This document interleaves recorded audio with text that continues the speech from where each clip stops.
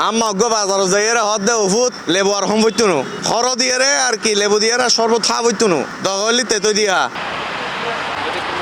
দ্রব্যমূল্য আসলে মানে বহুত বেশি পৃথিবীর ব্যাগ দেশের মধ্যে তারা নিজস্ব ধর্মীয় উৎসব আইলে কি করে তারা দাম কমাই দেয় আর দেশের মধ্যে উল্টা এই লেবু কিনে দিয়ে সন একদম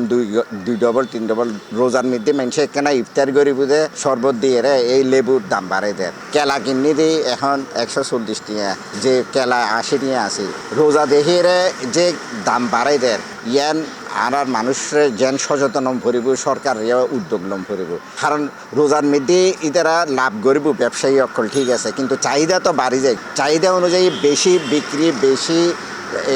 বেচা তৈলি তো লাভও গরিব তারা দাম বাড়াই এর মানুষরে বঞ্চিত করি এর যদি অসুবিধায় করে তৈলি তো ইয়ান আর উৎসব নোয়া মানুষের কষ্ট হয়ে যাবে কেলা মুরগি বেগিনের দাম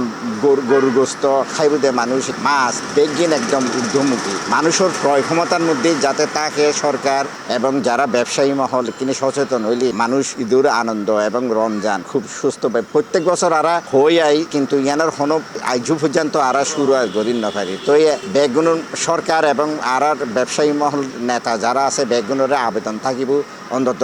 সামনে রমজান না যেন ক্রয় ক্ষমতার মধ্যে তাকে রোজাইয়ের দাম বাড়ানোর প্রবণতা যেন কি কিনে কমে যায়